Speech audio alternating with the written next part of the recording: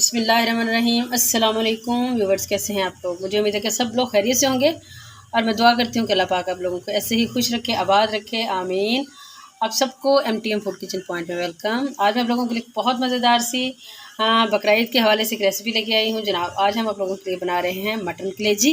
तो ये बहुत ही मज़ेदार बनती है। तो आज हम आप लोगों को बताएंगे कि ये किस तरीके से हम इसका जो एक जो ब्लड इसमें से होता है वो किस तरीके से सारा रिमूव कर सकते हैं और साथ ही इसको किस तरीके से दानेदार सा इसका मसाला बनाएंगे और कितना लजीज इसको बनाएंगे।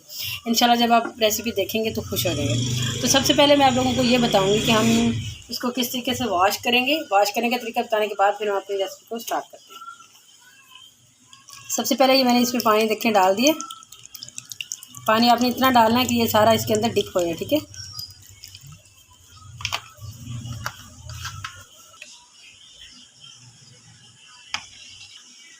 अब देखिए ये पानी जो है ना वो इसका गदला सा हो चुका है। तो इसको हमने मज़ीद करने के लिए क्या करेंगे, ये मेरे पास है विनीगर यानी कि सिरका।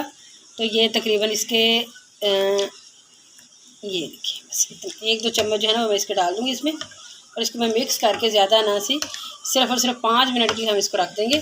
और फिर बाद में आप लोगों को बताती हूँ कि इसकी जो ब्लड है ना जितना भी इसके अंदर होगा वो सारा निकल जाएगा और साथ ही जो हमारी कलेजी है बहुत साफ़ सुथरी सी और नीट क्लीन हो जाएगी। अब देखिए इसको 5 मिनट हो चुके हैं और इसका कलर जो है वो आप लोग देख सकते हैं।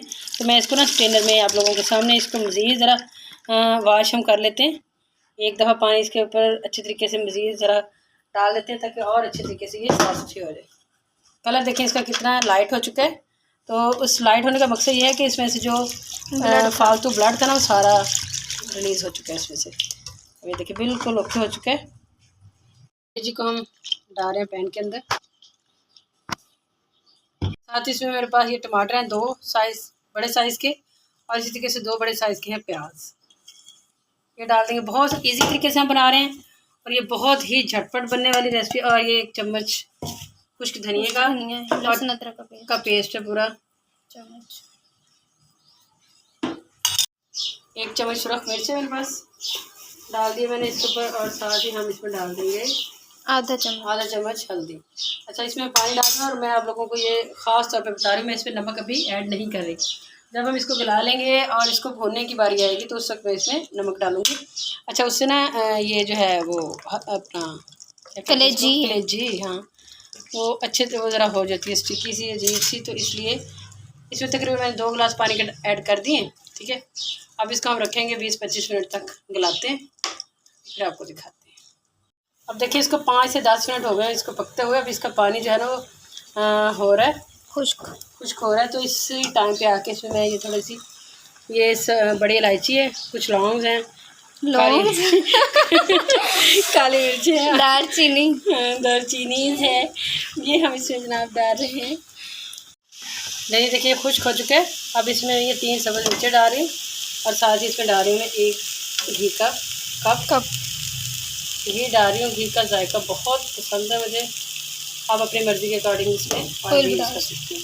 देखिए ये हो चुका है। तो अब इसमें हम डालेंगे नमक डालेंगे तकरीबन इसमें पौना चम्मच, क्योंकि नमक आपको पता है कि मैंने इसमें पहले ऐड नहीं किया, ठीक है। तो अब इस सब हम इसमें ऐड कर रहे हैं और साथ ही इसमें मैं डाल रही हूँ तकरीबन आधे कप से थोड़ा कम दही और इसको एक दफ़ा फिर इसके अच्छे से हम कर लेंगे भुनाई।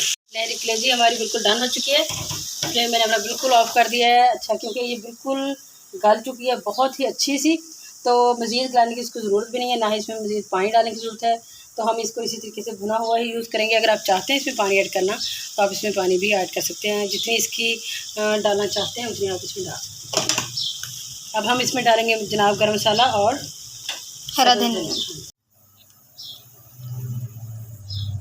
गरम मसाला डाल दिया हमने उसके ऊपर और साथ ही डाल देंगे जनाब सब्ज़ धनिया। यकीन करें बहुत ही कमाल की, बहुत लाजवाब और बिल्कुल आसान तरीके से हमने बनाई है, ठीक है। तो जब आप लोग बनाएंगे इंशाल्लाह बहुत, क्योंकि ये प्याज़ों के पानी में गली है, बहुत अच्छा इसका टेस्ट है, बहुत ही लाजवाब। जनाब हो चुकी है हमारी ये रेसिपी डन। तो अगर आप लोगों को हमारी ये रेसिपी पसंद आई है तो प्लीज़ हमारे चैनल को लाइक करें, शेयर करें और सब्सक्राइब करें। इंशाल्लाह फिर मिलेंगे किसी बहुत ही अच्छी सी रेसिपी के साथ। तब तक के लिए हमें दीजिए इजाज़त। अल्लाह हाफ़िज़।